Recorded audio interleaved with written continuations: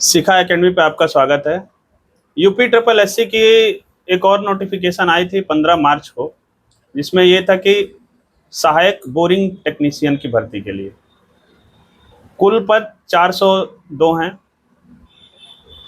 उसका notification out हो चुका और डिटेल में पूरा उसके मुख्य बातें मैं पहले बता दूं, फिर परीक्षा कब होगी और उसके लिए पेट का क्या स्कोर रहेगा ये भी हम लोग चर्चा करेंगे। एक तो सबसे बड़ी इसमें जो वैकेंसी है ये थोड़ी सी बाकी वैकेंसियों से अलग इसलिए है कि इसमें स्पेशल क्वालिफिकेशन मांगा है।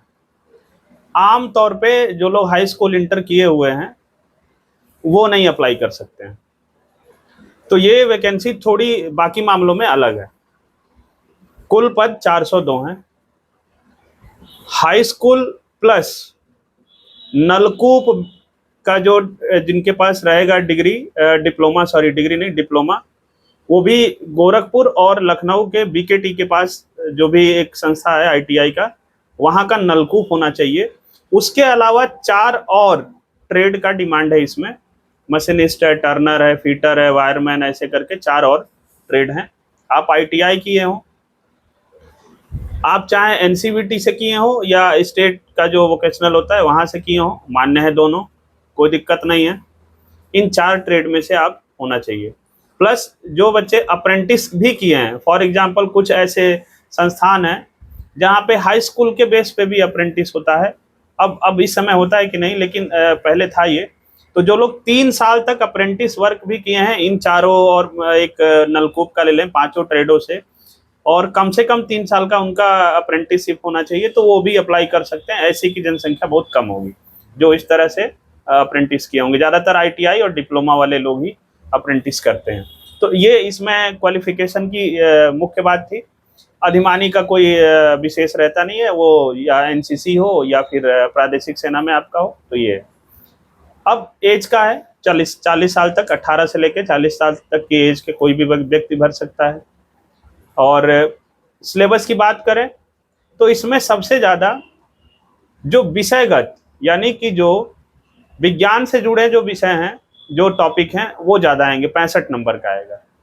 बाकी अब यूपी ट्रिपल एससी ने किसी भी एग्जाम के लिए ये कंफर्म कर दिया है, लगातार मैं देख रहा हूँ जितने भी नोटिफिकेशन आए इधर, चाहे वो एएसओ का आया हो, चाहे वो बोरिंग टेक्नीशियन का आया हो, या फार्मासिस्ट का आया हो, या लेखपाल का भी आया हो, उन सब में आपका 2 चीज कंफर्म कर दिया है। यूपी स्पेशल से क्वेश्चन आएंगे और कंप्यूटर से जुड़े क्वेश्चन आएंगे, ये 2 फिक्स कर दिया है। तो आपको यूपी स्पेशल और कंप्यूटर को तो पढ़ना ही पड़ेगा, आप छोड़ नहीं सकते हैं। यूपी स्पेशल फिर भी आसान हो जाता है कुछ विद्यार्थियों के लिए, कुछ एस्पिरेंट के लिए, कुछ अभ्यर्थी के लिए। कंप्यूटर थोड़ा सा कठिन लगता है, तो उसके लिए हम लोगों ने तरीका निकाला है, अभी आखिरी में उसके सूचना में दूंगा आपको।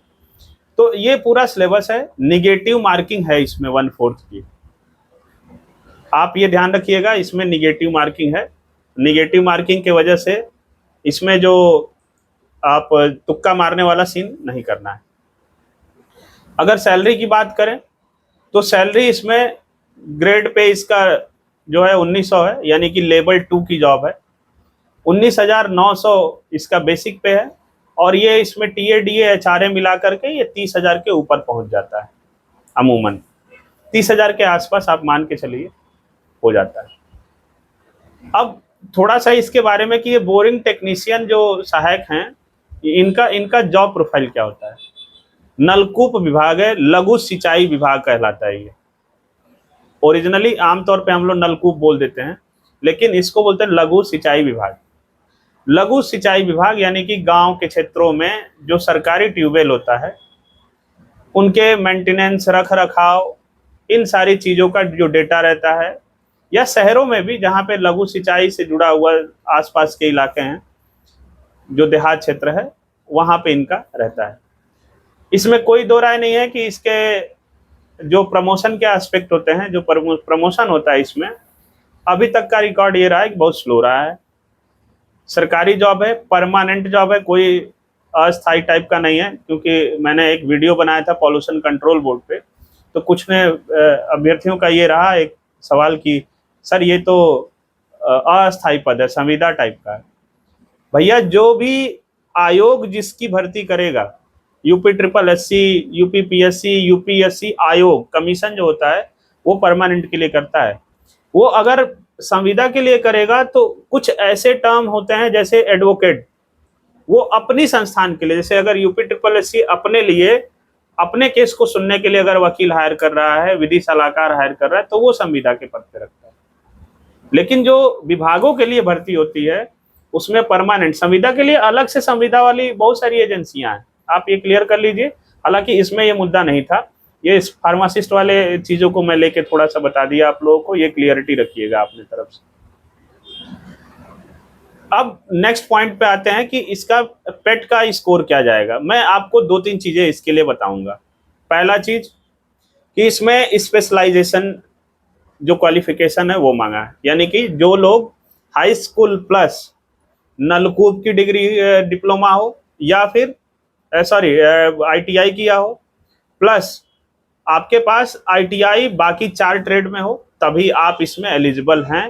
तो इसका मतलब यह है कि पेट में कितने ऐसे अभ्यर्थी होंगे जो आईटीआई किए होंगे, और आईटीआई में से भी वो कितने होंगे जो नलकूप और बाकी 4 के उनके पास आईटीआई के सर्टिफिकेट होंगे। ऐसी जनसंख्या आमतौर पे कम होगी।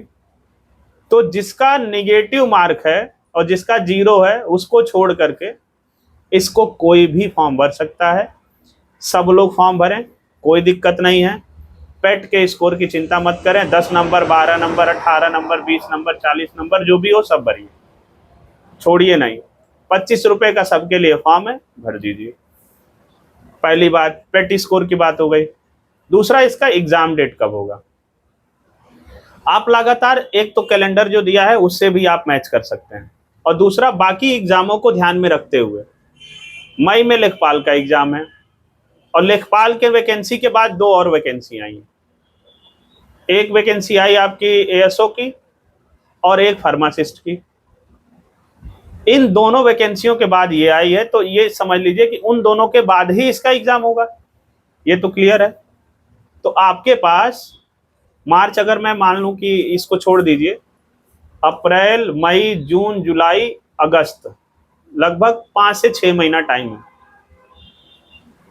आमतौर पे हाई स्कूल के लेवल पे जो जैसे एसएससी होता है, इन सब की जो भर्तियां होती हैं आईटीआई लेवल की, उसमें सिलेबस थोड़ा सा अलग रहता है।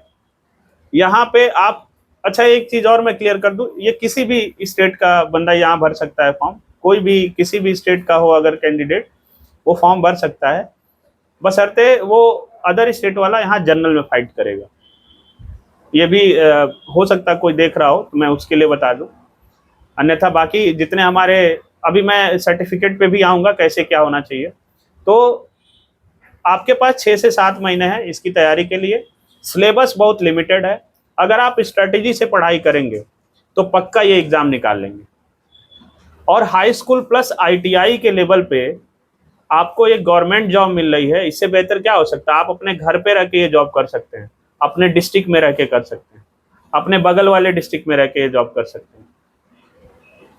ये फायदे हैं। और फर्दर आप आगे तैयारी करते रहिए, पढ़ाई करते रहिए, अपनी पढ़ाई जारी रखिए, तैयारी करते रहिए, आपके लिए एक अच्छा मौका है। दूसरी बात पे आते हैं, इस फॉर्म का आखिरी तारीख 5 मई है।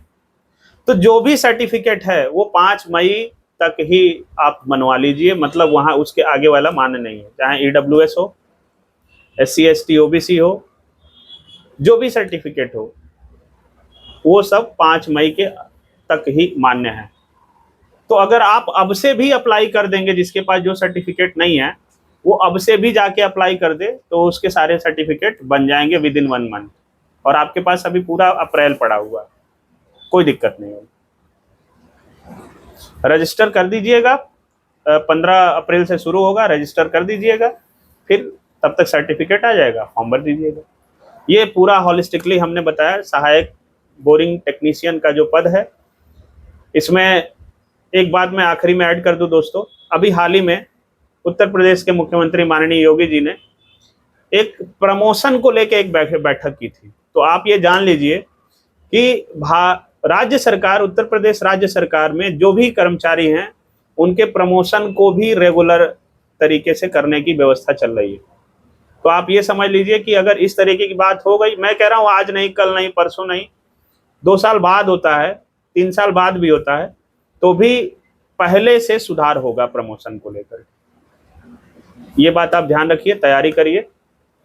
इससे जुड़ा या किसी भी भर्ती से जुड़ा अगर कोई भी समस्या आप कमेंट सेक्शन में जरूर भेजिएगा, रिप्लाई किया जाएगा आपको। टेलीग्राम चैनल को फॉलो कर लीजिए, उसको ज्वाइन कर लीजिए, लेटेस्ट आपको इन्फॉर्मेशन मिलेगा। हमारे यूट्यूब चैनल को सब्सक्राइब करिए, शेयर करिए वीडियो को। थैंक यू दोस्तों।